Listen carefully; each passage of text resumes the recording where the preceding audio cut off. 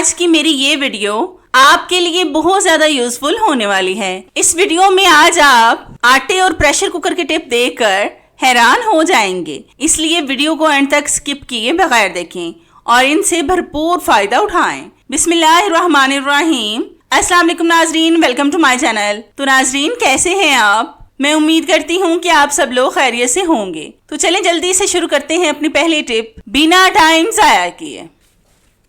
ये टिप मेरी इस तरह के साबुन से रिलेटेड है। आपने अक्सर देखा होगा कि बर्तन धोने वाला साबुन कोई भी हो बहुत जल्द पिघल कर जाया हो जाता है, चाहे हम जितनी भी कोशिश कर लें इसको बचाने की। लेकिन पता नहीं इसमें ऐसी क्या चीज होती है कि ये पानी डालने से ही पिघलने लगता है। आज मैं आपको इसका एक बेस्ट हल बताऊंगी जिससे अब ये बिल्कुल भी जल्दी नहीं पिघलेगा। तो इसके लिए आपने लेना है वही रैपर जिसमें साबुन पैक होकर आता है। आपने साबुन के बराबर का इसको काट लेना है, बस थोड़ा थोड़ा सा रैपर छोड़कर इसको काटें। साबुन हमेशा नीचे वाले हिस्से से पिघलता है, क्योंकि अगर इसमें 2-4 छींटे पानी के पड़ जाएं तो ये हाथ लगाते ही पिघल जाता है। इसलिए आज हम इसके नीचे वाले हिस्से को सिक्योर करने वाले हैं। हमने अपने हिसाब से इसको काट लिया है। अब हम लेंगे एक रबर बैंड, इसको हम इस साबुन के रैपर पर लगाएंगे ताकि ये अपनी जगह से ना हट सके। अगर आप इस पर रबर बैंड लगाएंगे तो इससे आपका साबुन पानी पड़ने से भी महफूज रहेगा, चाहे आप इसको जिस मर्जी बॉल में रखें। इस साबुन पर भी हमारे पता नहीं महीने के कितने हजार लग जाते होंगे, जिसका हमें अंदाजा भी नहीं है। तो इस तरीके से आप अपने बहुत से पैसे जाया होने से बचा सकते हैं। अब जैसे मर्जी आप इस साबुन का इस्तेमाल करें, अब ये ज्यादा जाया नहीं होगा। तो है ना कितनी जबरदस्त और आपके फायदे की टिप। ये टिप मेरी आपको कैसी लगी मुझे कमेंट्स में लाजमी बताएं। ये टिप मेरी फ्राई पैन के हवाले से बहुत खास है। आपने अक्सर देखा होगा कि नॉन स्टिकी पैन में जब हम कोई चीज फ्राई करते हैं तो इसकी नीचे से हालत कुछ इस तरह की हो जाती है, जिसको साफ करना काफी मुश्किल होता है। आज मैं आपको ऑयल के स्टेन को साफ करने की टिप बताऊंगी जिससे आपका पैन मुकम्मल साफ हो जाएगा। तो इसके लिए सबसे पहले आपने एक बाउल में डालना है 2 टेबलस्पून बेकिंग सोडा, जिसका इस्तेमाल हम ज्यादातर खानों में करते हैं, लेकिन सफाई में भी इसका कोई जोड़ नहीं। अब हम इसमें डालेंगे थोड़ा सा हार्पिक। ये मैंने किचन की चीजों को साफ करने के लिए अलग से रखा हुआ है, इसे मैंने अपने बाथरूम में इस्तेमाल नहीं किया। बेकिंग सोडा और हार्पिक का आप रिएक्शन चेक करें कितना स्ट्रॉन्ग है। इन दोनों चीजों को आपने अच्छी तरह से मिक्स करना है। ये दोनों चीजें इतनी पावरफुल हैं सफाई के मामले में, ये जब आप खुद इस्तेमाल करेंगे तो फिर आपको अंदाजा होगा। अब हम इस स्ट्रॉन्ग से क्लीनर को अपने पैन के ऊपर डालेंगे। आपने हार्पिक का इस्तेमाल करते हुए ग्लव्स लाजमी पहनने हैं, क्योंकि कुछ लोगों की स्किन बहुत सेंसिटिव होती है जिससे आपको नुकसान भी हो सकता है। इसलिए आपने एहतियात लाजमी करनी है। आपने सिर्फ उस हिस्से पर क्लीनर लगाना है जहां पर पेंट ना हो, क्योंकि क्लीनर बहुत स्ट्रॉन्ग है, इससे आपके पैन से पेंट उतर भी सकता है। तो हमने पैन पर अच्छी तरह से क्लीनर लगा लिया है। अब हम इसको 10 से 15 मिनट के लिए ऐसे ही छोड़ देंगे। तो 15 मिनट के बाद हम आपसे मिलते हैं। हमारे 15 मिनट हो चुके हैं। अब हम लेंगे एक स्क्रबर, इसके ग्रीन वाले पार्ट से हम इस पैन पर रब करेंगे। आपने जोर जोर से रब नहीं करना, बल्कि हल्के हल्के हाथों से रब करना है, क्योंकि नॉन स्टिकी पैन बहुत कॉस्टली मिलते हैं। अगर इन पर निशान पड़ जाएं तो फिर ये बेकार हो जाते हैं। मेरा पैन भी बहुत पुराना है, इस पर से वैसे भी काफी पेंट उतरा हुआ है, तो 1 मिनट भी मैंने रब नहीं किया होगा कि मेरा पैन मुकम्मल साफ हो गया है। अब मैं आपको इसको वॉश करके दिखाती हूँ। तो ये देखें व्यूवर्स, मेरा पैन कितना ज्यादा साफ हो गया है। इसकी पहले भी आपने हालत देखी थी और अब भी आप देख रहे हैं कि ये कितना ज्यादा साफ हो गया है। तो है ना कितनी जबरदस्त और आपके फायदे की टिप। ये टिप मेरी आपको कैसी लगी मुझे कमेंट्स में लाजमी बताएं।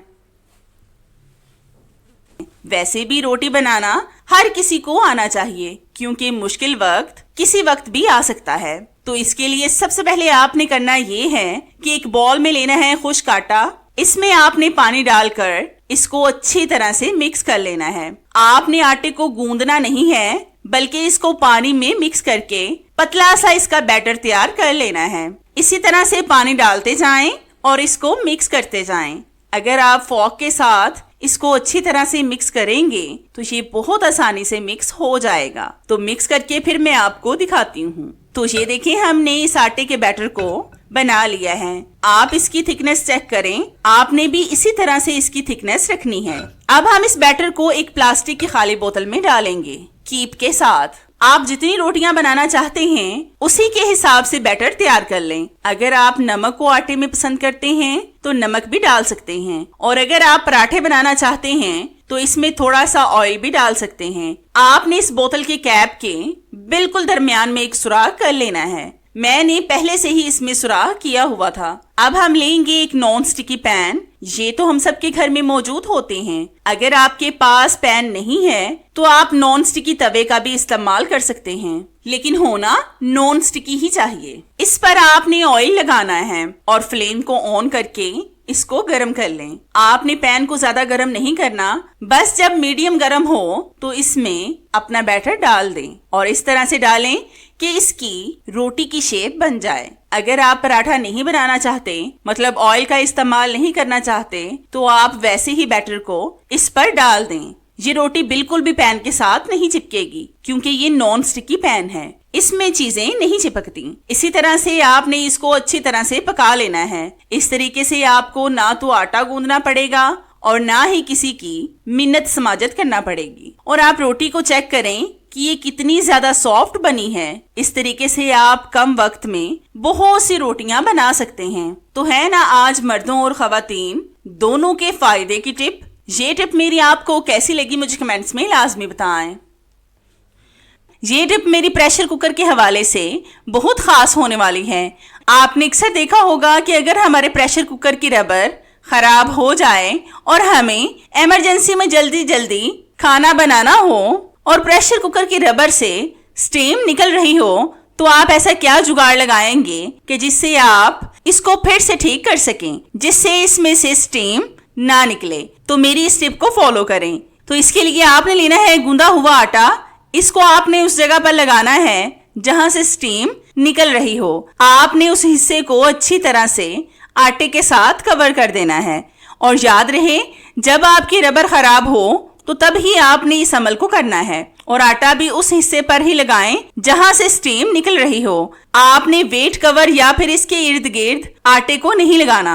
मेरे प्रेशर कुकर से भी भाप निकल रही थी, मैंने भी इसके किनारों पर आटा लगा लिया है। अब आप इसमें जो चीज मर्जी बनाएं, अब इसमें से स्टीम नहीं निकलेगी और आपका खाना मिनटों में पक जाएगा। जब आप प्रेशर कुकर के कैप को उतारें तो इस आटे को आपने जाया नहीं करना, बल्कि अगर ये नरम हो तो इसकी रोटी बनाकर किसी जानवर को खिला दें। इससे ही आपका आटा जाया भी नहीं होगा। तो है ना कितनी जबरदस्त और आपके फायदे की टिप। ये टिप मेरी आपको कैसी लगी मुझे कमेंट्स में लाजमी बताएं। नेक्स्ट टिप मेरी सुपर से भी ऊपर है। ये टिप मेरी इस तरह के आटे से रिलेटेड है।